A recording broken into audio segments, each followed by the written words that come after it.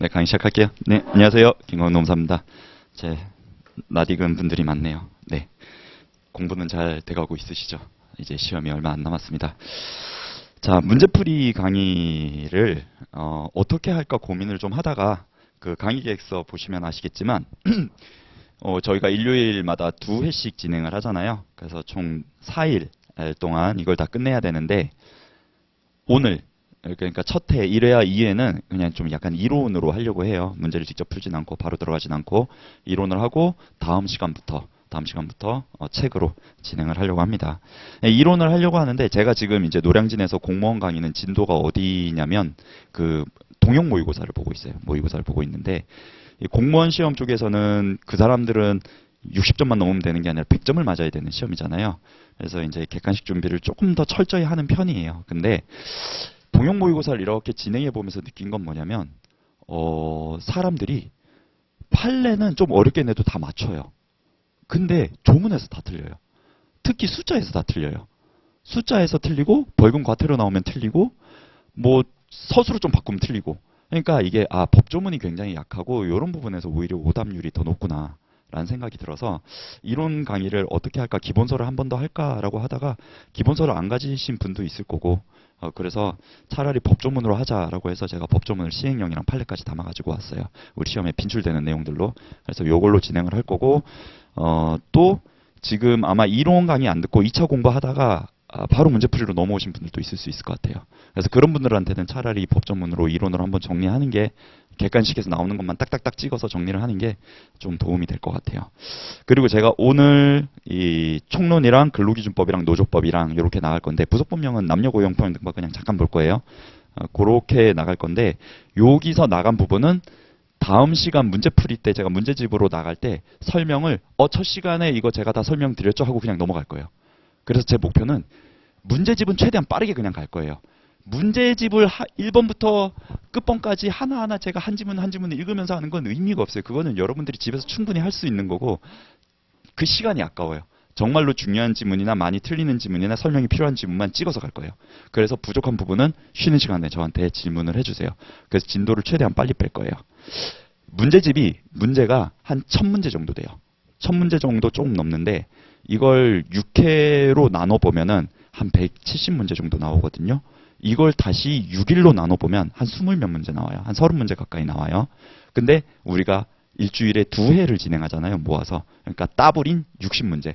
그러니까 하루에 60문제 정도 풀어간다고 생각을 하시면 돼요. 량을 제가 그 정도로 진도를 드릴 거거든요. 그래서 이 문제풀이 강의에 여러분 실강생분들, 물론 동영상 보시는 분들도 있겠지만 강제적으로 문제를 그만큼씩 풀면서 나간다. 저랑. 그리고 그거를 맨 마지막에 저랑 같이 검토한다. 라고 생각을 하시면 될 것 같고 그 다음에 시간이 될지는 모르겠어요. 근데 그렇게 해서 조금 빠르게 나가서 마지막에 시간이 남으면 모의고사를 한번 볼 거예요. 제가 문제를 만들어 놓은 게 있거든요. 그거는 우리 학원 모의고사 볼 때 쓸 자료 아니고 우리 문제풀이 반에서 제가 쓸 자료로 만들어 놓은 게 있어요. 조금 난이도를 많이 높여놓은 자료가 있어요.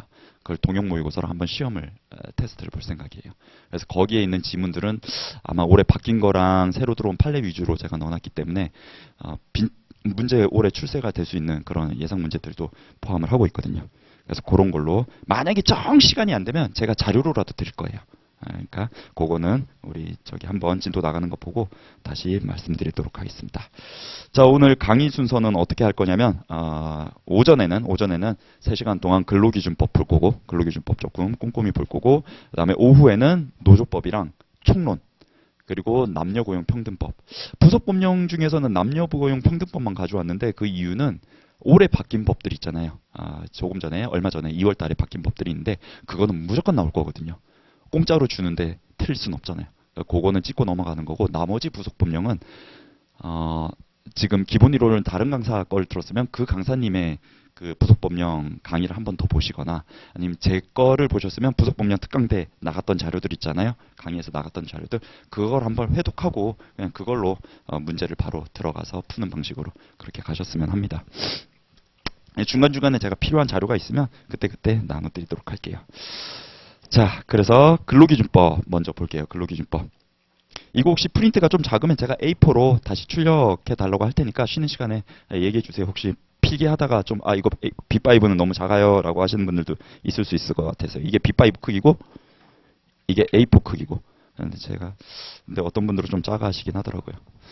자, 근로기준법에 먼저 나가기 전에 우리가 객관식 문제 정리는 어떻게 해야 되냐면 1차는 뭐 다들 아시겠지만 선지가 1, 2, 3, 4, 5 이렇게 나와요.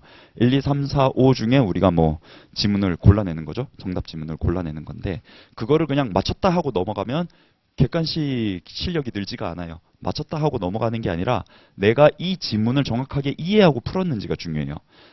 객관식은 그냥 어설프게 알아도 명확한 정답이 보이면 그냥 맞고 넘어가는 거거든요. 그렇게 공부를 하면 뭐뭐뭐뭐 중 틀린 것을 골라라 이런 거는 잘해요. 하지만 뭐뭐뭐뭐를 옳은 것을 골라라 라고 나오거나 박스 안에 맞는 것을 다 골라라 라고 나오면 틀려요. 그렇게 공부하시면 안 되고 항상 공부는 지문 중에 확실하게 아는 지문은 삭제 그리고 모르는 지문은 체킹 한 번 더 봐도 모르면 형광펜 하고 나중에 시험장 들어갈 때 그 형광펜 친 지문들만 가지고 들어가는 거예요. 그래서 그 지문들이 적어도 50개를 넘지 말아야 돼요. 그렇게 회독을 해서 본인이 본인 걸로 만들어야 된다라는 거 공부는 이렇게 해야 된다. 그리고 저도 수업 방식이 다음 주부터 객관식 책을 나갈 때 앞에 나왔던 지문이 기출이 계속 중복이 되잖아요. 중복하면서 가는 거 많아요. 쓸데없는 지문은 제가 지우라고 할 거예요. 다 지우면서 갈 거예요. 최대한 많이 지우면서 꼭 필요한 지문만 남기는 그런 작업을 같이 하는 걸로 하도록 하겠습니다. 자, 일단 근로기준법 1조부터 보도록 하겠습니다. 자, 1조 시험에 안 나와요. 넘어갈게요. 자, 근데 만약에 1조가 시험에 나오면 이게 나와요. 옛날에 시험에 한번 이게 나왔었어요. 다음 중 노조법의 목적, 근로기준법의 목적으로 적당하지 않은 거 뭐 이렇게 나온 적이 있는데 노조법의 목적에는 산업평화라는 말이 나오거든요. 근로기준법 목적에는 산업평화라는 말이 안 나와요. 그래서 그 차이가 있다라는 거 정도만 하나 체크해 두세요. 시험에 한번 나왔으니까. 자, 넘어가시고 자 2조 정의 볼게요. 자, 근로자란 직업의 종류와 관계없이 슬래시 임금을 목적으로 슬래시 사업이나 사업장에 슬래시 근로를 제공하는 사람이라고 말한다라고 하고 있습니다. 자, 그래서 근로자 시험에서 많이 나오는 건 뭐예요? 우리 노조법 조문 옆에 같이 펴두시고 보시면 노조법 근로자랑 같이 펴두시고 시험 문제 이게 제일 많이 나오죠. 근로기준법 근로자는 직업의 종류와 관계없이 임금을 목적으로 사업이나 사업장에 근로를 제공하는 사람을 말한다라고 나오는데 노조법은 뭐라고 나와 있어요? 노조법 근로자라 함은 직업의 종류를 불문하고 임금, 급료, 기타 이에 준하는 수입에 의하여 생활하는 자를 말한다라고 되어 있잖아요. 두 가지 다른 점이 있어요. 노조법 근로자의 체크를 하시면 이에 준하는 수입 밑줄. 즉 꼭 임금을 안 받아도 노조법상 근로자는 될 수 있다. 그 임금이 아니더라도 노조법상 근로자는 될 수 있다. 자, 두 번째에 의하여 생활이라는 단어가 나왔고요. 근로기준법에서는 근로란 단어가 나왔어요. 즉 근로기준법에서는 근로를 하고 있어야 근로기준법상 근로자고요. 노조법에서는 근로를 안 하고 있더라도 그런 수입에 의하여 생활할 수밖에 없는 사람까지 더 넓게 보고 있다라는 거예요. 그러니까 취업자만 의미하지 않고 노조법상 근로자는 그런 어떤 경제적 종속성을 가지고 일을 할 수밖에 없는 사람까지 다 포함을 해서 뭐 흔히 얘기하면 뭐 특고 종사자들도 조금 더 넓어지고 있고 실업자, 구직자도 충분히 노조법에 들 수 있도록 범위를 넓혀놓고 있다. 자, 다시 넘어오셔가지고 자, 그러면 근로기준법상 근로자란 정의를 2조 1호에 왜 명시를 해놨냐?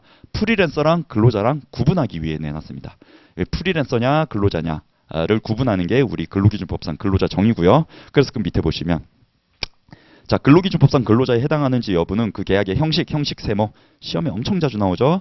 객관식에선 형식이 중요하다 이러면 웬만하면 틀려요. 형식이 중요한 건 제 머릿속에 지금 기억나는 건 딱 하나 있어요. 단체 협약. 단체 협약은 형식이 중요해요.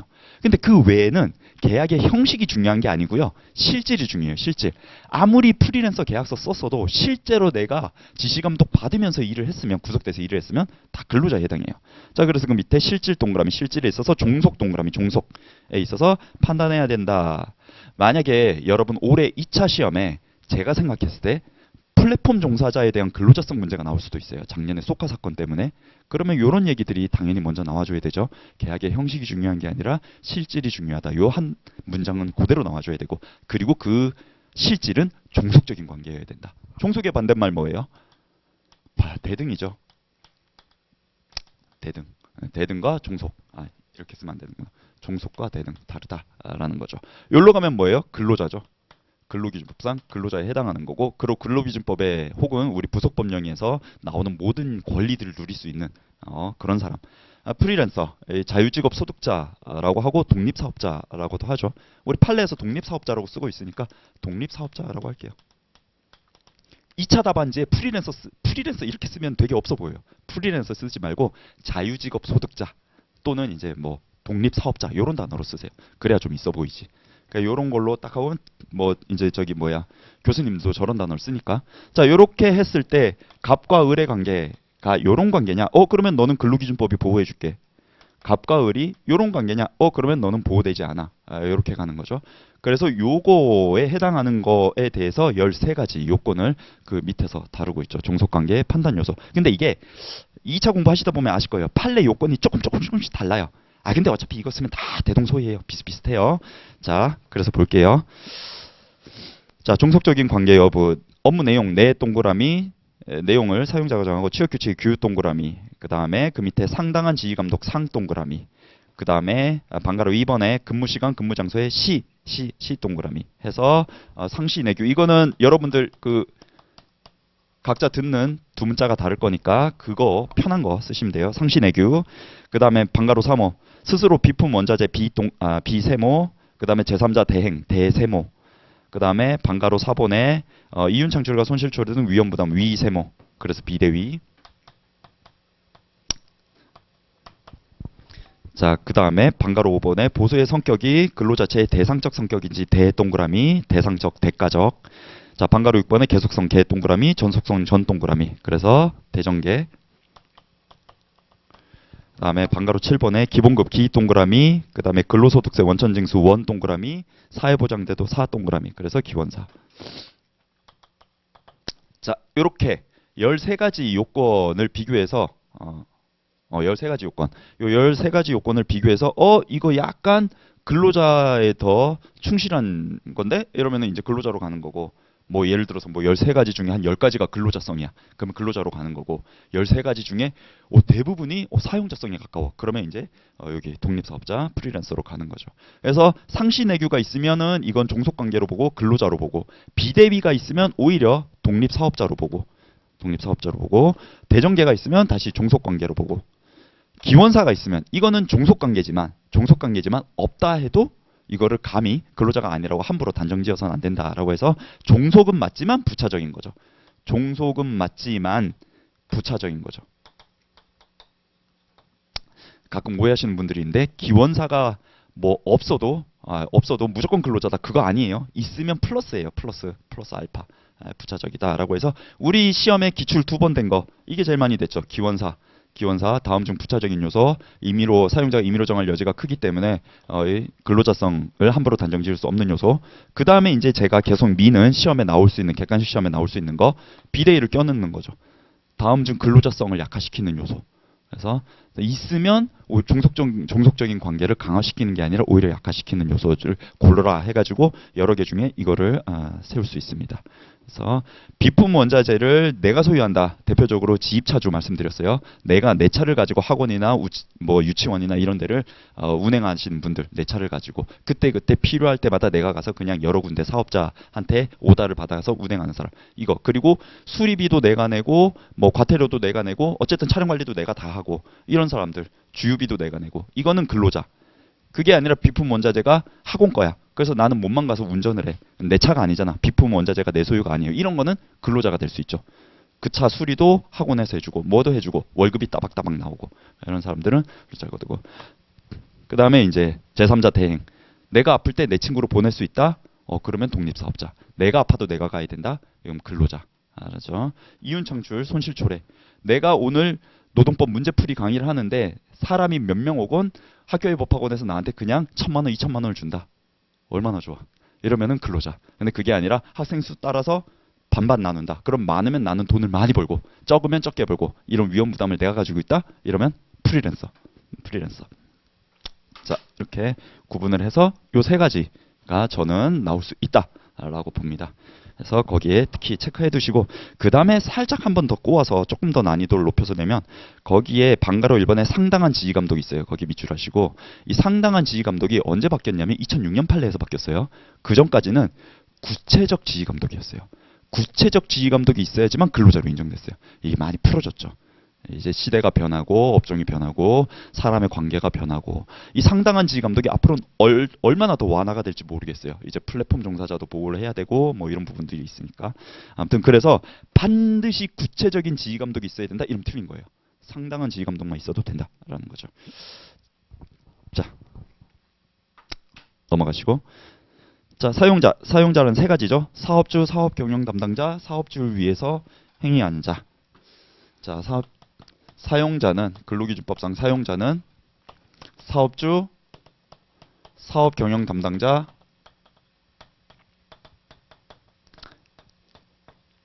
사업주를 위해서 행위하는 자.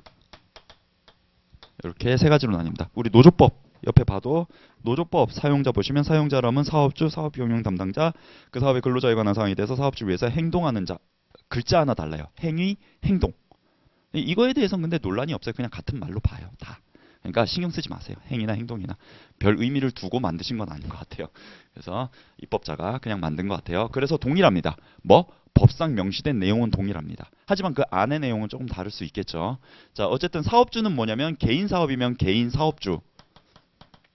노조법도 마찬가지예요. 공통이에요. 법인이면 그 법인 그 자체를 말하죠.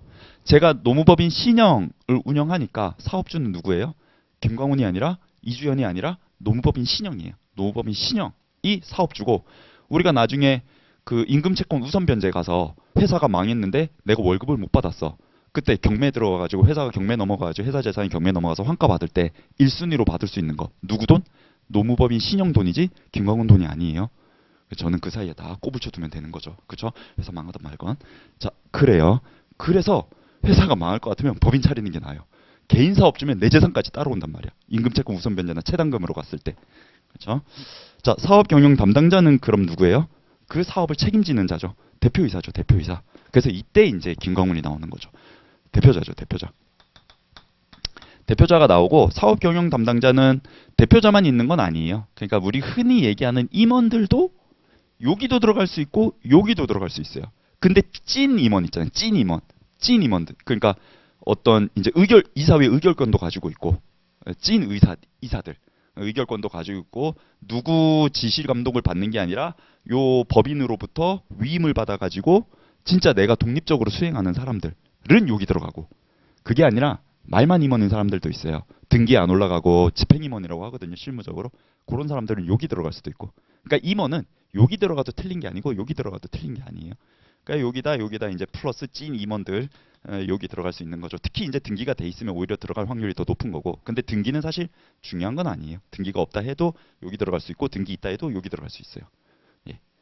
자, 사업주를 위해서 행동하는 자는 이제 중간급 관리자들이죠. 관리자들. 뭐 공장이 있으면 공장자급, 뭐 어떤 팀제로 운영이 되고 있는 회사에서는 팀장, 뭐 이렇게 해서 자기 밑에 어떤 밑에 있는 근로자들을 직접적으로 지시 감독하는 위치에 있는 사람들이 이제 바로 사업주를 위해서 행동하는 자에 들어가겠죠.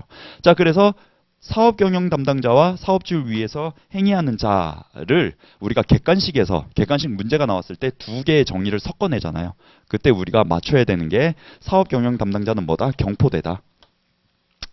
포괄적인 위임을 받아서 대표한다. 경포대다. 그러니까 회사로부터 정권을 물려받았다. 이러면 사업 경영 담당자.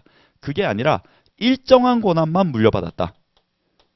일부만 물려받았다. 그러면 사업주를 위해서 행동하는 자. 근데 이거를 반대로 내죠. 반대로 내요. 사업주를 위해서 행위하는 자가 포괄적인 위임을 받았다. 사업 경영 담당자는 일정한 권한과 책임을 부여받았다. 바꾸네요. 아니고요. 이렇게 봐야 되죠. 이거는 주관식 때문이라도 여러분들 외우셔야 되죠. 사업 경영에 대해서 포괄적인 위임을 받고 대표하거나 대리하는 자라고 이렇게 보시면 됩니다. 자, 그리고 또 하나 추가적으로 노조법이랑 근로기준법이랑 정의는 똑같은데 가장 큰 차이가 뭐냐라고 했을 때에는 바로 사업주를 위해서 행동하는 자, 행위하는 자가 될 거예요. 얘가 가장 큰 차이예요. 근로기준법에서는 뭐예요? 이 사람들은 자기 밑에 있는 근로자를 지시감독하는 사용자 위치에도 있지만 사업 경영 담당자로부터 지시감독을 받는 근로자의 위치, 그런 성격도 띠고 있거든요. 그래서 근로기준법상 사업주를 위해서 행위하는 자는 근로자면서 사용자, 즉 사용자 개념의 상대성을 가지고 있는 거고요. 반면에 노조법은 노조법상 사업주를 위해서 행동하는 자다. 노조에 가입할 수 있어요? 못해요. 노조법상 사업주를 위해서 행동하는 자가 노조에 가입하면 그 노조는 어용노조가 되는 거예요. 그리고 우리 소극적 요건을 갖췄기 때문에 노조로 보지 않아요. 자, 그렇기 때문에 이 사람들은 노조법상 사용자가 됐다면 노조법상 근로자는 될 수 없어요. 근로기준법상 근로자는 될 수 있지만 노조법상 근로자는 못 돼요. 상대성이 없어요. 이거를 바꿔서 낼 수 있죠. 자, 그래서 보시면 자, 시험에 나오는 거 사업 경영 담당자란 사업주로부터 사업 경영의 경 동그라미 전부 또는 일부에 대해서 포괄적인 위임을 받고 포 동그라미 대표하거나 대리한 자 대 동그라미 그래서 경포대 이렇게 외워두셔야죠. 이건 답안지 써야 돼요.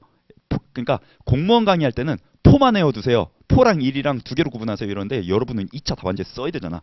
경포대로 외워두셔야죠. 경포대로. 자, 그 다음에 사업주를 위해서 행위하는 자는 인사, 급여, 후생, 노무관리 등 근로조건 결정 또는 업무상 명령이나 지휘감독을 하는 등의 사항에 대해서 사업주로부터 일정한 권한과 책임을 받은 사람, 일정한 동그라미. 일부만 받은 사람, 일부만. 뭐 노무팀장이면 노무에 대한 권한만 받고, 뭐 평가에 대한 권한만 받고, 뭐 회계팀장이면 회계에 대한 권한만 받고, 뭐 그런 사람들 한다. 자, 3호 근로란 정신노동과 육체노동을 말한다. 객관식 지문에 가끔 하나 던져주는 지문으로 나와요. 틀리는 사람 없겠죠. 육체노동만 말한다. 뭐 이건 말도 안 되는 거죠. 자, 4호 근로계약이란 근로자가 사용자에게 근로를 제공하고 사용자는 이에 대해서 임금을 지급하는 것을 목적으로 체결된 계약을 말한다. 라고 해서 그러면 주된 의무가 뭐예요? 근로자는 근로를 제공한 의무, 사용자는 임금을 지급할 의무죠. 이게 주된 의무예요. 근데 우리 2차 시험도 그렇고 1차 시험도 그렇고 주된 의무가 아니라 나오는 거는 출제되는 건 부수적 의무죠. 법문에 없는 부수적 의무죠. 근로자의 가장 대표적인 부수적 의무가 뭐예요? 경업금지, 비밀유지입니다. 경업금지, 비밀유지. 그래서 경업금지를 잠깐 살펴보면 이게 약간 부정경쟁방지법이랑 근로기준법이랑 중간에 있어서 시험에 나오진 않는 것 같은데 자, 경업금지, 약정. 경업금지 약정이 유효하냐라고 했을 때 혹은 경업금지 자체가 유효하냐라고 했을 때 근로중이면, 근로존속 중이면 당연히 유효해요. 내가 삼성 다니면서 LG 일 할 수 있어요? 큰일 나죠. 그걸 우리가 누구나가 당연하다고 생각하고 있잖아요. 그걸 유식하게 뭐라 그래요? 신의칙이라 그러죠. 신의칙상 의무를 띠는 거죠. 그죠? 근데 만약에 끝났어. 퇴사한 다음에 삼성 퇴사하고 LG 갈 수 있잖아. 그런데 야, 너 3년 동안 LG 가지 마. 라고 약정서 쓸 때 그 약정서 유효할 수 있어요? 그럼 야, 나 뭐 먹고 살라고? 야, LG에서 돈 더 많이 준다는데 나 왜 못 가게? 할 수 있어요? 할 수 있어요. 약정 내가 스스로 동의서 쓰면 내가 스스로 포기한 거예요. 맞잖아요. 내가 포기한 거예요. 그러니까 내가 내 사인이 안 들어간데 강제로 네 LG 가지 마. 이건 못 하죠. 내가 사인하면 이 약정 유효해요. 다만 내가 바보예요? 그냥 사인 안 하겠죠. 야, LG에서 1년에 2억씩 준다는데 그럼 3년 동안 안 깎게 6억 줘. 이게 딜이 돼야지 하는 거잖아. 그래서 경업금지 약정은 대가성이 중요해요. 그래서 내가 안 가면 니 뭐 줄 건데. 만약에 대가 없이 강제로 사인하겠다? 약간 비진이로 볼 수도 있죠. 그렇죠? 자, 그래서 퇴사 후에는 원칙은 약정 가능해요. 가능해. 원칙은 가능해. 내가 동의만 하면 가능한데 그런데 예외적으로 우리 판례가 뭐라 그래요? 헌법상 근로권을 과도하게 제한하면 그건 안 된다라는 거예요. 그렇죠? 뭐 근로권을 과도하게 제한하면 안 된다라는 거죠. 뭐 이런 얘기들을 하고 있습니다. 저기에 이제 뭐 요소들이 뭐 아까 말한 뭐 대가성이라든지 뭐 동기라든지 경위라든지 뭐 이런 얘기는 2차 가서 배우시면 되고 1차 시험에서 나올 수 있는 거를 말씀을 드린 거예요. 특히 1차에서 시험 문제 낸다면 이 부분을 내겠죠. 과도하게 제한하면 안 된다라는 거. 그리고 우리 기출됐던 거 사용자의 부수적 의무는 뭐가 있어요? 그러면 제일 중요한 거 안전배려 의무 있어요. 근로자가 안전하게 근로생활을 할 수 있도록 박아줄 의무가 있어요. 그거 위반하면 근로자는 손해배상을 할 수도 있고요. 산업안전보건법에 가면 이제 또 그런 판례들이 좀 있습니다. 자, 넘어가시고 자, 임금이란 사용자가 밑줄 근로의 대가로서 근로자에게 임금 봉급 그 밖에 어떠한 명칭으로도 지급하는 모든 금품을 말한다라고 했어요. 근로의 대가. 이거는 우리가 또 2차에서 연계를 해가지고 생각을 하셔야 되는데 2차에서 임금 문제 나왔다. 그러면 정의에 무조건 뭘 써야 돼요? 근로의 대가부터 써야 돼요. 근로의 대가인지 가려내는 게 임금 문제예요. 임금. 그리고 그 임금을 평균한 게 평균 임금이고요. 그러니까 결국에 뭐 퇴직금 문제 나오면 이게 임금이야 아니야? 임금이야 이거 복리후생이야? 그거 묻는 거예요. 대표적으로 식대 같은 게 있어요. 식대. 식대가 복리후생으로 나간 건지 임금으로 나간 건지, 임금으로 나갔으면 퇴직금에 넣어줘야 되고 복리후생으로 나갔으면 퇴직금에 안 넣어줘도 되죠. 그러면 식대가 임금인지 아닌지 근로의 대가인지 아닌지 어떻게 구분하냐. 내가 나와서 일을 해요. 점심에 밥을 먹어. 근데 밥 안 먹으면 땡이야. 우리 회사에 구내식당이 있어. 밥 안 먹으면 땡. 밥 먹으면 먹는 거고. 이거는 복리후생. 근데 그게 아니라 밥을 안 먹어. 그러면 그거에 상응하는 금품을 제공한다든지 아니면 식권을 주고 그 식권을 나중에도 쓸 수 있게 한다든지 라고 어쨌든 출근해서 근로를 한 날에 무조건 돈이든 현물이든 지급을 해. 그럼 이건 근로의 대가로 본단 말이야. 그 일을 했으니까 무조건 준 걸로 본단 말이야. 그럼 이거는 임금에 들어가는 거죠. 그렇죠? 자, 넘어가시고. 자, 임금 해서 여러분들 임금 이러면 무조건 근로의 대가부터 시작을 해야 된다. 자, 그래서 그 밑에 임금이란 사용자가 근로자에게 근로의 대가 밑줄, 근로의 대가로서 우리 객관식에는 4개를 찾으면 돼요. 4개. 계속적 개 동그라미, 정기적 정 동그라미. 그 다음에 지급에 관하여 단체 협약 취업 규칙 등에 의하여 사용자에게 지급 의무, 의무 동그라미. 의무가 지어져 있다면 임금에 포함된다. 자, 뭐라고 나왔어요? 근로의 대가로서 계속적, 정기적 지급 의무 플러스 하나 더 쓰세요. 지급액. 지급액, 지급액이 확정이라고 하면 임금이다라는 거예요. 임금이다. 그래서 2차 시험 문제 나오건 1차 시험 문제 나오건 임금 문제 나오면 계정의무액 이렇게 외워두시면 돼요. 자, 왜냐하면 객관식 문제 이렇게 나오거든요. 자, 상여금이 어떻게 정기적 계속적으로 지급됐으면 임금으로 봐야 된다. 거기서 힌트를 찾아야 돼요. 아, 계속적 정기적 나왔으니까 임금 맞네. 맞는 지문이에요. 아니면 상여금은 어찌고 지급 의무가 명시돼 있다. 이렇게 되어 있으면 이거 임금인 거예요. 그러니까 요 계속적이 나오든 정기적이 나오든 지급 의무가 나오든 지급액이 나오든 한 2가지 이상이 조합해서 뭐뭐 수당, 뭐뭐 상여금, 뭐뭐 성과급 해서 이게 나와준다면 이거 임금으로 봐야 된다라는 거예요. 여러분들 머릿속에 객관식 지문 찾을 때. 그러면 객관식 지문에 임금이 아닌 걸로 나오는 건 어떤 단어가 나올까요? 일시적, 임시적, 호의적 이런 단어들 나오겠죠. 그러면 임금이 아닌 걸로 우리가 체킹을 해야 되죠. 자, 넘어가시고 평균임금. 평균임금이란 이를 산정할 사유가 발생한 날 이전 3개월 동그라미 3개월 동안 그 근로자에게 지급된 총액을 총일수로 나눈 금액을 말한다. 라고 해서 객관식에 평균임금 가지고 장난 엄청 많이 치죠. 평균임금 가지고 장난치면 평균임금은 이런 거예요. 그러면 3개월간의 총일수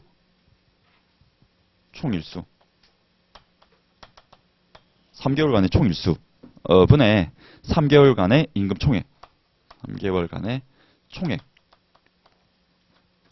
이렇게 그림이 나와줘야 되잖아요.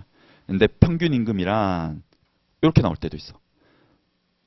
이렇게. 그러니까 평균임금이란 이를 산정할 사유가 발생한 날 이후 3개월 동안 지급한 임금 총액을 말한다. 아니죠. 그거를 뭐 총일수로 나눠야 돼요. 그럼 뭐가 나와요? 일당이 나와요. 일당.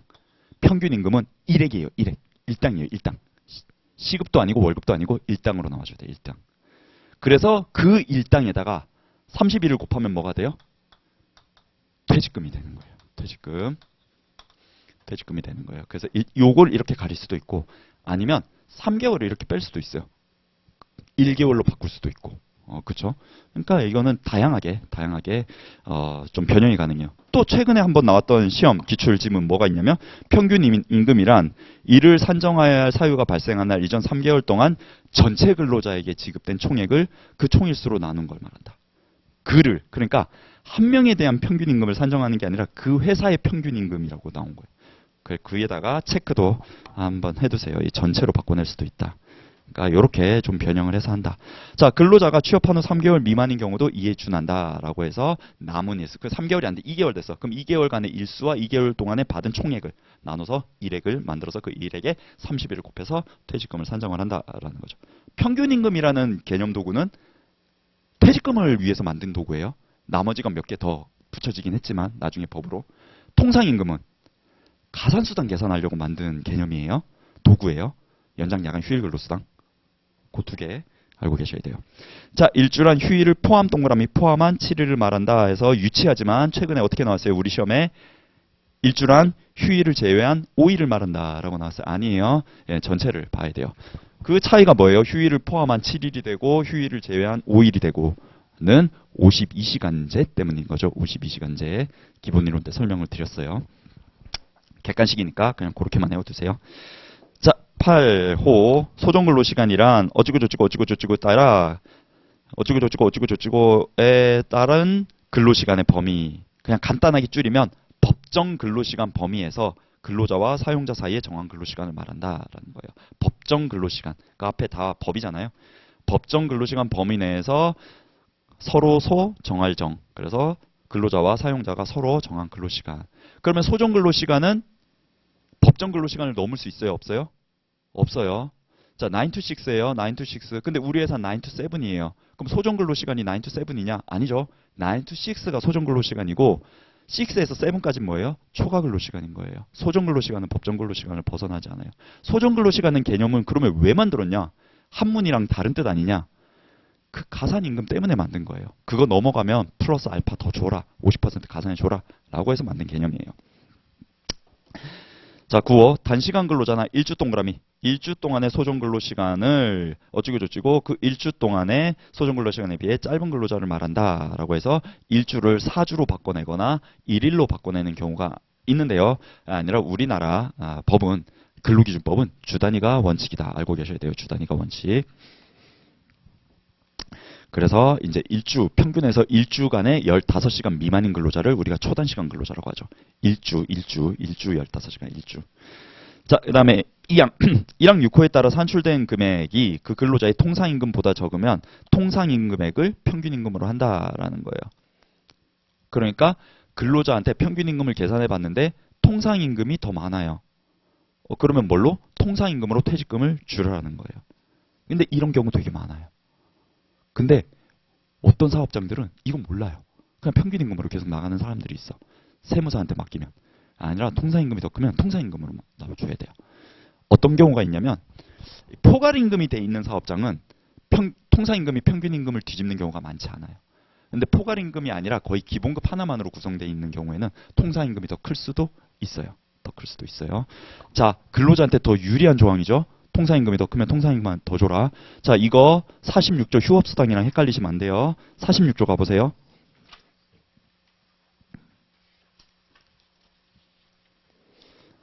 자, 46조는 뭐라고 돼 있냐면 2항 보세요. 2항. 1항에도 불구하고 부득이한 사유로 사업을 계속하는 아이고 잘못했다. 2항을 보는 게 아니라 1항 단서를 보세요. 다만 평균 임금의 100분의 70에 해당하는 금액이 통상임금을 초과하는 경우 통상임금을 수당으로 지급할 수 있다. 자, 이거는 뭐랑 비교한 거예요? 평균임금 100분의 70과 통상임금을 비교했을 때 평균임금 100분의 70이 통상임금을 초과하면 더 작은 통상임금으로 줄 수 있다라는 거죠. 이거는 반대예요. 이거는 근로자를 보호하는 게 아니라 퇴직금 이런 게 보호하는 게 아니라 휴업수당은 어떤 거예요? 회사가 어려워. 그래서 어쩔 수 없이 휴업하게 했는데 근로자 생활이 안 되니까 일정 부분은 지급을 해라 이거잖아요. 근데 그러면 사용자 리스크가 너무 크잖아요. 그러니까 통상임금보다 만약에 저게 더 크면 통상임금까지만 줘라는 거예요. 이건 오히려 반대의 입장인 거예요. 이거 반대로 객관식 내면 다 틀려요. 이거 근로자한테 더 유리한 걸로 가야지 이래버리면 다 틀린단 말이야. 아직 미기출인데 될 수 있어요. 될 수 있어요. 왜냐면 2024년 문제 보니까 자꾸 새로운 지문을 내려고 노력을 하고 있어요. 사직 문제는 늘어나고 나서 조심하셔야 돼요. 자, 넘어가시고요. 자, 평균임금 계산에서 제외되는 기간과 임금 볼게요. 자, 다음 갖고 1호부터 8호까지는 뭐예요? 근로자의 정당한 권리 행사 기간이든지 아니면 근로자한테 귀책 사유가 없는 기간이에요. 근데 이 기간이 들어감으로써 내 평균임금이 쭉 떨어져 버린다는 거죠. 내 퇴직금에 굉장히 불이익하게 반영이 된다는 거예요. 그래서 이런 부분을 제외해야 된다는 거예요. 내 잘못도 아니고 내 정당한 권리 행사 기간인데 이걸 왜 넣으라는 거죠. 자, 그래서 보시면 자, 어디에 따라 평균임금 산정 기간 중에 다음 갖고 어느 하나에 해당하는 기간이 있는 경우 그 기간과 그 기간 중에 지급된 임금은 뺀다라는 거죠. 자, 1호 근로계약을 체결하고 수습 중에 있는 근로자 수 동그라미가 수습을 시작한 날로부터 3개월 밑줄 3개월 이내 기간. 그다음에 2호 법 46조에 따른 사용자의 귀책사로 휴업한 기간 휴 동그라미. 그다음에 3호 출산휴가 기간 출 동그라미. 그다음에 4호 업무상 부상 기간 업 동그라미. 5호 육아휴직 기간 6 동그라미. 6호 쟁행 기간 쟁이 동그라미. 7호 병역법 병 동그라미. 근데 거기에 단서에 밑줄 할게요. 단 그 기간 중 임금을 지급받은 경우 그러하지 아니하다. 자, 8호 업무 외 동그라미. 업무 외 질병도 뭐다 평균임금에서 제외될 수 있다. 그래서 두 문자로 육쟁이 병수, 욕쟁이 병수 외출 휴업. 외출해서 휴업했다. 병수 외출 휴업.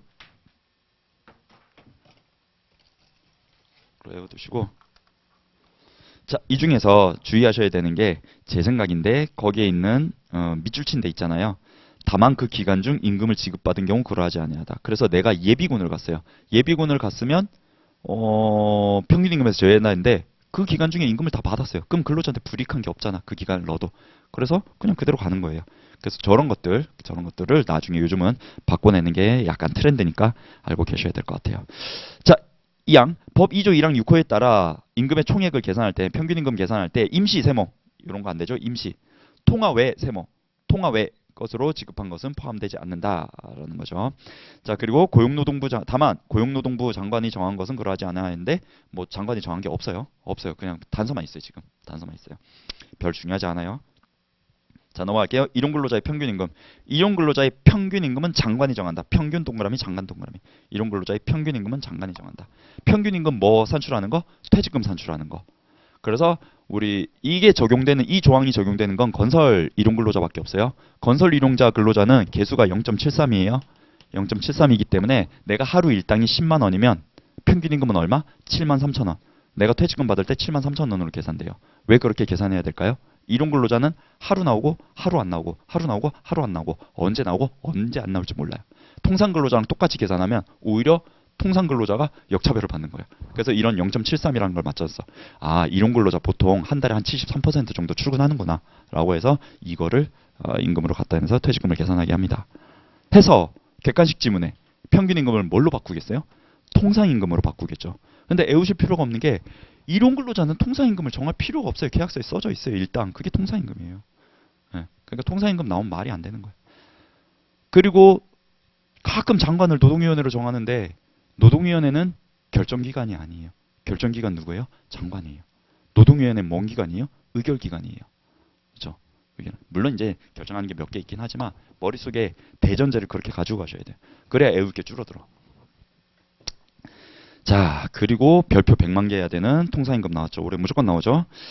자, 이 법과 이 법 영위에 따른 통상임금에는 근로자에게 정기적, 일률적으로 근로에 대해서 지급하기로 한 금액을 말한다라고 하고 있어요. 자, 법에 뭐가 없어요? 고정성이 없어요. 그래서 이번 판례 뭐가 빠졌어요? 고정성을 뺐어요. 왜 뺐대요? 법령 부합성.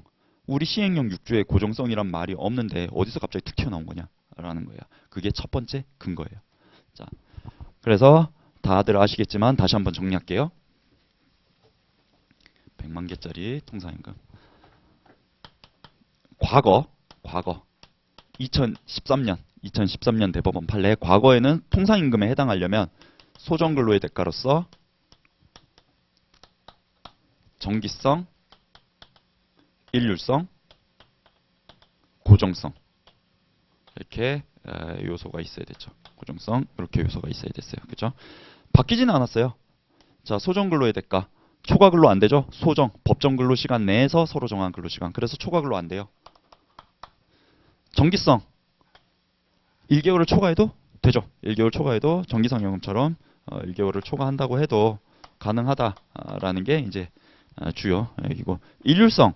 모든 근로자한테 다 지급되는 돈이 통상임금이다라고 했는데 범위를 더 넓혀가지고 일정한 사람에게 지급해도 그것도 통상임금에 해당할 수 있다라는 거죠. 일정한 조건을 갖춘 사람에게만 지급해도. 근데 그런 조건이 어떤 조건이래야 돼요?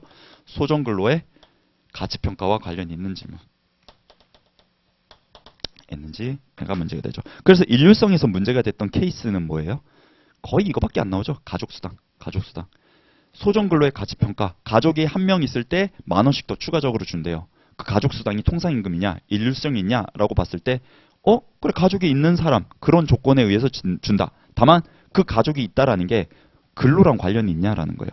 근로랑 관련이 없죠. 자녀가 한 명 있으면 일을 더 잘할까요? 근로랑 관련이 없으면 일률성이 없는 거예요. 그 가족수당은 안 들어가는 거예요. 근데 가족수당이 두 개로 나눌 수 있죠. 본인수당과 본인 외수당. 가족수당. 그걸 이제 다른 강사들은 뭐 진정가족수당, 부진정가족수당이라고 하는데 이제 금속노조 체계나 이제 단체협약들을 쭉 보면 거기에 본인수당이라고 들어가 있어. 가족수당 중에 본인한테 들어가는 가족, 본인도 포함하거든. 그러면 그 사람은 무조건 받을 거 아니야. 그러니까 여기에 해당하니까 그거는 여기까지 따질 필요 없이 그냥 통상임금인 거고 다 주니까 나. 근데 나 외에 다른 가족에게 주는 돈은 소정근로 가치평가와 관련이 없으니까 안 되는 거고. 노무사가 인사팀 들어갔어. 일률성이 있냐? 노무사라는 자격증은 인사팀 들어가면 일에 도움이 되지. 그럼 일률성이 있는 거죠. 그렇죠? 근속수당. 내가 우리 회사에 많이 기여했어. 숙련도도 굉장히 높아졌어. 소정근로의 가치평가가 있는 거니까 근속수당도 일률성이 있는 거죠. 그렇죠? 자, 문제는 이거죠. 과거랑 비교해야죠. 왜? 과거의 판례가 이제 오답으로 출제가 될 거니까. 추가적인 조건 여기까진 맞지. 추가적인 조건 붙이면 안 된다. 여기까지는 맞아요. 그죠? 근데 이제 요 고정성에서 지금까지 문제가 됐던 거 죄송해요. 과거에는 추가적인 조건 붙이면 무조건 안 된다 했지. 무조건 안 된다 했는데 이제는 추가적인 조건을 붙여도 될 수도 있다로 바뀐 거죠. 그렇죠? 될 수도 있다로 바뀐 거예요. 자, 그래서 거기 내용 일단 좀 볼게요. 소정근로의 대가, 법정근로시간 범위 내에서 행해야진 통상적인 근로를 말한다. 그래서 소정근로시간을 초과하는 뭐 연장, 야간, 휴일 근로의 대가 이런 거는 필요 없다. 그 다음에 정기성 1개월 초과, 세 번째 줄 초과 동그라미 하고, 자, 그 다음에 일률성은 두 번째 줄 일정한 조건 기준에 따른 모든 근로자에게 지급하면 되고, 그것은 작업 내용이나 기술 경력 등과 같이 밑줄 소정근로의 가치평가와 관련된 것이어야 된다. 밑줄 하시면 되고, 자, 고정성이 중요하죠. 고정성 삭제. 근로자가 소정근로를 온전하게 제공하면 그 대가로서 정기적 일률적으로 지급하도록 정해진 임금은 그에 부과된 조건의 존부나 성취 가능성과 관계없이 밑줄 통상임금에 해당한다라는 거죠. 자, 그래서 객관식 지문에는 이렇게 나오겠죠. 그에 부과된 조건의 존부나 성취 가능성에 따라 통상임금이 판단된다. 이러면 틀리게 되는 거죠. 그렇죠? 관계없어요. 이제 그런 조건이 붙었다고 해서. 그래서 대표적인 게 두 개가 나왔죠. 재직조건부 임금. 과거에는 뭐였어요? 특정 시점에 재직 중인 근로자에게만 지급되는 임금은 고정성이 없어서 교정성이 결여돼 있어서 통상임금이 아니다. 근데 이제는 어떻게 바뀌었어요? 특정 시점에 재직 중인 조건이 붙더라도 통상임금이 맞다로 바뀐 거죠. 맞다로 바뀐 거예요. 그거를 달성할 수 있으면 소정근로 내에서 내가 근로를 제공함으로써 달성할 가능성이 있으면은 가능하다라는 거죠. 꼭 달성을 해야 된다가 아니에요. 해야 된다가 아니라 자, 그 밑에 근무 일수 의 조건부. 그래서 어떤 돈을 받으려면 며칠 이상 채워야지만 너는 받을 수 있어. 그러면 그 며칠이 소정근로일수 이내 기간이면 무조건 통상임금에 해당한다라는 거죠. 그죠? 단 성과급 X, 성과급 세모, 통상임금은 여전히 성과급은 통상임금이 아니고 최소한도 동그라미 최소한도는 들어간다라는 거죠. 그래서 재직조건부라는 게 이거죠. 특정 시점 재직 중. 이 회사는 800%의 상여금이 나가고 있고 설에 100, 추석에 100 나갔다는 거죠. 근데 어떻게 나갔냐? 요 설 당시 재직 중인 자, 추석 당시 재직 중인 자에게만 나갔다라는 거죠. 과거에는 요게 없으면 안 주니까 통상임금이 아니었지만 이제는 요게 없더라도 여기에 언제든지 근로를 할 수 있는 사람이 여기에 있을 수 있는 사람이니까 이건 통상임금에 해당한다라는 거고. 그래서 나오는 우리 얘기가 이거예요. 실근로와 무관하다라는 거죠. 실근로와 무관하다. 실제 이날에 있어서 돈을 받던 이 전날에 퇴사를 하건 어쨌든 이런 소정 근로 기간 내에 달성할 수 있는 목표라면은 이거는 통상임금에 해당한다라는 얘기를 하고 있는 거죠. 저것도 마찬가지죠. 특정 시점 재직 중이 아니라 재직일수. 예를 들어 이런 거죠. 짝수 달마다 통상임금이 상여금이 나가요. 100%씩 나가요. 그런데 이런 조건이 붙어 있어. 4월 달에 상여금을 받으려면 여기 2월 달에 상여금을 받은 이후부터 4월 달까지 적어도 15일 이상 재직한 사람한테만 준다라는 거죠. 60일 중에 15일 이상 일한 사람만 준다. 여기도 60일 중에 15일 이상 일한 사람만 준다. 여기도 60일 중에 15일 이상 일한 사람만 준다. 실제 15일 이상 일을 못하면 못 받을 수도 있어요. 하지만 누구나 60일 안에 달성 가능한 목표잖아요. 그러니까 이거는 통상임금 개념에 영향을 미치지 않는다라는 거예요. 그런데 또 하나 오해하시면 안 되는 게 그러면 이 특정 시점 재직 중인 자라는 조건이랑 재직일수 충족이라는 조건 자체가 무효냐? 이 조건은 유효하다라는 거예요. 뭔 말이냐면 15일 못 채웠어? 주지 마. 그건 니네 회사 니네 마음이야. 하지만 그게 통상임금의 개념에는 영향이 없어라는 거예요. 통상임금의 개념에 영향을 안 미친다라는 거지. 그냥 무조건 통상임금에 들어간다라는 거지. 이 조건 자체가 무효다라는 건 아니죠. 그래서 그거 두 개를 분리해야 된다. 그래서 실근로와 무관하다라는 요건을 계속 붙이고 있어요. 자, 옆에다가 두 개만 더 쓰세요. 주유수당 X, 무사고수당 X. 이번에 객관식에 나올 수 있는 유력한 문제 중이죠. 주유수당은 통상임금이 아니래요. 주유수당은 왜 통상임금이 아니냐? 주유수당은 통상임금으로 산출해야 되는 수당이기 때문에 통상임금이 될 수 없다요. 뭔 말인지 아시겠죠? 주유수당은 통상임금이 아니라 통상임금을 통해 산출해야 되는 수당 개념이기 때문에 통상임금 될 수 없다. 무사고수당도 통상임금이 아니래요. 왜? 무사고는 소정 근로를 다 하기만 하면 주는 돈이 아니거든요. 소정 근로를 다 함에 있어 사고를 내지 말아야 되는 조건이잖아요. 쉽게 이렇게 생각하면 될 것 같아요. 소정 근로를 다 하기만 하면 주는 돈 통상임금. 근데 소정 근로를 다 하는 게 아니라 소정 근로를 잘해야 주는 돈 통상임금 아님인 거예요. 성과급 뭐예요? 근로를 잘해야 되잖아요. 실적을 내야 주는 돈이잖아요. 그럼 통상임금이 아닌 거야. 무사고 수당. 사고를 안 나게 운행을 잘해야 되는 수당이잖아요. 그러니까 통상임금 아닌 거예요. 그런 것들은 통상임금이 아니다. 그냥 주는 돈이 아니라 잘해야 주는 돈. 이런 것들은 통상임금이 아닐 수 있다. 그걸로 좀 기억을 하시면 될 것 같습니다.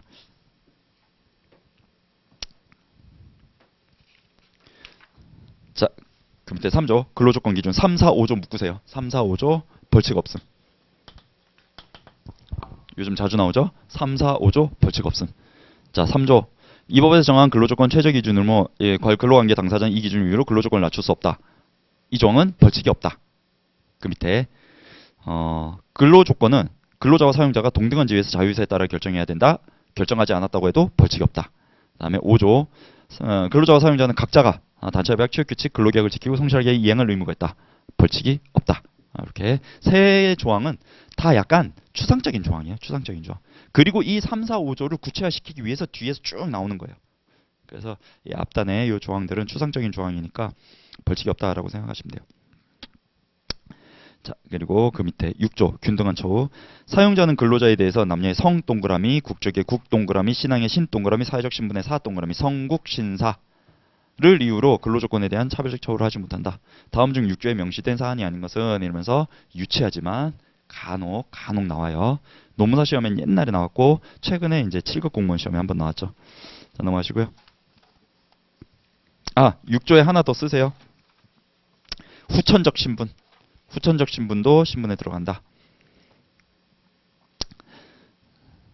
자, 넘어가시고. 자, 7, 8, 9조. 7, 8, 9조 엮으세요. 5.5 쓰세요. 5.5. 7, 8, 9조 옆에다 5.5 쓰세요. 5년 이하의 징역, 5천만 원 이하의 벌금입니다. 가장 강력한 형사처벌이에요. 근로기준법에서. 자, 3, 4, 5조 없다. 7, 8, 9조 5년 이하 징역 5천만 원 이하의 벌금. 딱 이름만 봐도 셀 것 같잖아요. 강제근로, 폭행, 중간착취 다 완전 나쁜 놈들이죠. 자, 그래서 요거는 굉장히 제일 강력한 이걸 매긴다. 중간에 6조 애울 수 있나? 3, 4, 5조 벌칙 없어요. 7, 8, 9조 가장 센 벌칙이에요. 6조가 가장 약한 벌칙이에요. 500만 원 이하의 벌금. 애울 수 있을까요? 애울 수 있으면 애워요. 요즘 벌칙 자주 나와요. 벌칙 자주 나와요. 가장 약한 없고 가장 약하고 졸라 세고 딱 이렇게 쭉쭉쭉 이렇게 가는 거예요. 자, 그래서 7, 8, 9조 있다. 자, 8조 중요한 거. 사용자는 사고의 발생 이나 동그라미 하시고 제외 X. 사고의 발생을 제외하고 어떠한 이유로도 근로자의 폭행을 하지 못한다라고 나온 적인데 아니고요. 폭행은 절대 안 돼요.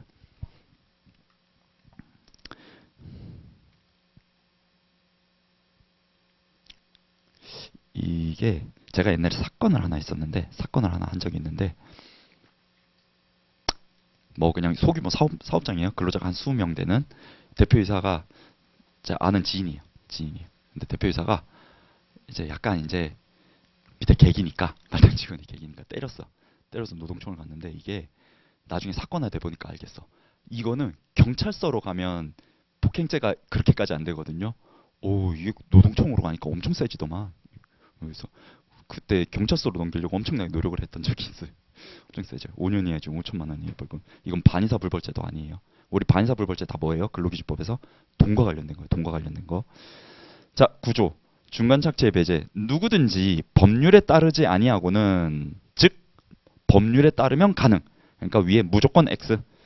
무조건이 아니라 법률에 따르면 중간 착취는 아니고 중간 영리 취득이 가능하다라는 거죠.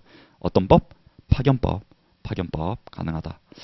자, 그래서 그 밑에 보시면 영리로 다른 사람 취업에 개입하는 행위는 반드시 구체적 세모, 구체적인 소개나 알선 행위가 아니라 알선해 주기로 하면서 돈만 받고 알선 안 해줘도 이 법 기수다라는 거죠. 기수다. 그래서 그때 요 사건, 이제 노조 간부였죠. 노조 간부가 친구 아들 내미 취업시켜준다고 돈 받고 실제 취업은 못 시켜줬죠. 실패했죠. 그러니까 이거를 미수를 걔에게 주장을 했죠. 아니야. 근데 알선만 해도 너 기수야 라고 하는 거죠. 구조 위반이야 라는 거죠. 자, 10조 공미권 행사. 사용자는 근로자가 근로시간 중에 선거권 어찌고 저찌고 하기 위해서 필요하면 거부하지 못한다. 거부 세모. 다만 변경할 수 있다. 변경 동그라미. 자, 거부는 못하는데 변경은 할 수 있다. 정도가 가장 크고, 뭐 유치하지만 문제에 기출된 거 말씀을 드리면 뭐 이런 거예요. 변경할 수 있는데 노동위원회 승인을 받아야 된다. 뭐 이런 거예요. 회사 내에서 뭐 선거 투표하러 보내준다는데 그걸 뭘 노동위원회까지 가고 뭐 그래요. 그죠? 그런 거 없어요. 자, 그 다음에 11조 적용 범위. 11조 14조까지만 할게요. 11조 적용 범위. 이 법은 상시 5명 이상의 근로자를 사용하는 사업장에 적용한다. 다만 동거하는 지종만 동세모. 가사 사용인 가세모. 동가는 적용하지 않는다라는 거죠. 동가.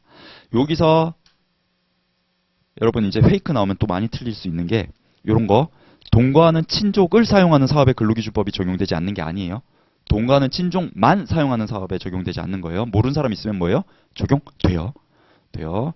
또 나오면 다 이거 못 찾으면 틀리는 거예요. 우리 근로기준법 약간 그거잖아. 수분 그림 찾기잖아. 그리고 만, 을 이런 거 나옵니다. 자, 이항 상시 4명 일부 적용된다. 자, 이것만 알면 제가 80%는 풀린다고 했어요. 80%는 풀리고 나머지는 대충 찍으면 맞을 수 있다라고 말씀을 드렸어요. 자, 요즘은 4인 이하, 5인 미만이 아니라 4인 이하라고 문제에 자주 나옵니다. 4인 이하 사업장에 적용 안 되는 거. 해고 마음대로 할 수 있어요. 4인 이하 사업장은 마음대로 해고할 수 있어요. 자, 근로시간 52시간 제한 없어요. 52시간 제한 없어요. 휴가자 들어가는 거 다 안 줘도 돼요. 안 줘도 돼요. 자, 그 다음에 수당자 들어가는 거 다 안 줘도 돼요. 자, 요 4가지가 우리 4인이야. 엄청나게. 그러니까 요거 때문에 이제 계속 입법 논의가 있죠. 입법 논의가 있어요. 자, 해고지만 예외가 있어요. 해고 예고라든지 해고 금지 기간. 요 2가지는 여전히 4인이라도 적용됩니다. 큰 틀에서 해고자 들어가는 거 잘 적용 안 되지만 얘는 적용됩니다. 자, 근로시간 적용 안 되지만 연소잖아. 임산부 같은 경우에 관련된 어떤 내용들은 보호를 해주겠죠. 근로시간과 관련해서. 자, 휴가 딴 거 다 안 보내줘도 되는데 출산휴가 보내줘야 돼요. 출산휴가. 연차휴가 안 보내줘도 되고 생리휴가 안 보내줘도 돼요. 근데 출산휴가 보내줘야 돼요. 자, 수당 연장 야간 휴일 근로 수당 안 줘도 되고요. 휴업 수당 안 줘도 되고요. 아무튼 수당 안 줘도 돼요. 근데 주휴 수당은 줘야 돼요. 자, 이것까지 하면 80% 풀립니다. 나머지 20%는 대충 때려 맞추시면 맞출 수 있어요. 자, 여기서 80%에서 85%로 올리기 위해서 2가지를 더 알아두면 육아 시간이라고 있어요. 모유 수유 시간 주는 거. 육아 시간은 5인 미만 사업장 적용 안 돼요. 적용될 것 같은데 안 돼요. 적용될 것 같은데 안 돼요. 자, 그 다음에 직장 내 괴롭힘. 이건 좀 빨리 바뀌어야 되는데 직장 내 괴롭힘 적용 안 돼요. 괴롭혀도 돼요. 4인 이하 사업장은. 자, 요거 2개 빨리 바뀌어야 되는 거. 요거 추가적으로 알아두시면 돼요. 나머지는 좀 상식적으로 풀어봅시다. 법령 등의 개시 있어요. 13조에 법령 등의 개시. 취업규칙 뭐 저런 거 뭐 근로기준법 시행령 취업규칙 개시해야 된다. 취업규칙 몇 인 이상 사업장? 10인 이상 사업장. 그러니까 적용되겠어요? 안 되죠. 취업규칙 13조 같은 건 적용 안 되는 거고. 다음에 근로 17조 근로조건 명시 근로계약서 쓰라는 거. 그거 적용될까요? 안 될까요? 4인이 하면 근로계약서 안 써도 될까요? 아니죠. 적용되겠죠. 4인 이하. 이렇게 상식적으로 좀 풀어나가셔야 돼요. 휴게 시간. 4인 이하면 휴게 시간 안 줘도 될까요? 안 되겠죠. 재보상 안 해도 될까요? 해야겠죠. 산재도 1인이 아니지. 근로자를 사용하는 사업 다 적용되잖아. 그러니까. 자, 그렇습니다. 자, 그래서 요 정도만 해두시면은 그래도 한 80은 풀 수 있다. 되게 많은데 저 정도만 해도 대충 푼다. 자, 그 밑에 상시 근로자 수 사용 산정 방법 1개월 동그라미 하세요. 1개월. 1개월이 기준이다라는 거예요. 우리 회사가 4인과 5인을 왔다 갔다 해. 매일 4인과 5인을 왔다 갔다 해요. 그 내가 어떤 A라는 사람을 잘랐어. 부당해고 구제 신청했을 때 5인 이상 사업장만 부당해고 구제 신청할 수 있죠. 여기 가서 내가 4인이라고 주장해야 될 때 어떻게 센다? 해고한 날부터 1개월 간의 상시 근로자 수를 산정을 한단 말이에요. 오늘 월요일 날 5명, 화요일 날 4명, 수요일 날 5명 이렇게 가동일수 다 더해서 나누기 해서 평균 5명이 나왔다? 그럼 부당해고로 가는 거고 안 나왔다? 이러면 그냥 각하되는 거고 그렇게 가는 거죠. 자, 그런데 연차는 1년. 1년 동안 계속 5인이 넘었어야지만 연차가 발생을 해요. 오른쪽에 넘어오셔서 1년 동그라미. 연차는 1년. 나머지는 상시 근로자 수 한 달. 연차만 1년. 그리고 그 밑에 파견 세모. 파견 근로자는 상시 근로자 수에서 제외된다. 왜? 내 근로자가 아니라 파견 업체 근로자니까. 파견 업체에서 우리 사업장에 온 거잖아. 그러니까 내 근로자가 아니니까 빼야죠. 동거하는 친족은 들어가죠. 동거하는 친족은 들어가요. 파견 빼고는 다 들어가요. 자, 12조 적용 범위. 이 법과 이 법에 대통령령은 국가, 시 어쩌고 저쩌고 다 적용된다. 뭔 얘기예요? 공무원도 적용된다라는 거죠. 하지만 실질은 적용 안 되죠. 왜? 공무원법이 특별법이라서 그거 적용받아요. 그러니까 근로기준법이 적용될 게 없어요. 근데 원칙은 공무원도 근로자다예요. 공무원도 근로자다. 자, 13조. 아까 13조 잘못 얘기했구나. 14조구나. 14조. 자, 13조. 사용자 근로자는 이 법의 시행에 관하여 장관 노동위원회 근로감독관 요구가 있으면 지체 없이 필요한 사항을 보고하거나 추석해야 된다라는 거고. 자, 14조. 사용자는 이 법과 이 법에 따른 대통령령의 주요 내용과 취업 규칙, 그 다음에 그 밑에 기숙사에 관한 것을 널리 알려야 된다. 이 5인 미만 사업장 적용 안 되고, 혹시나 시험에 낸다면 여기다가 단체 협약이나 근로계약을 싹 껴놓을 수 있어요. 그러면 아니겠죠. 근로계약은 보안 사안이에요. 밖으로 외부로 누출할 사안이 아니에요. 그 다음에 단체 협약은 조합원들만 알면 되는 사안이지 조합원 외부에 뿌릴 어떤 그런 의무적인 내용은 없습니다.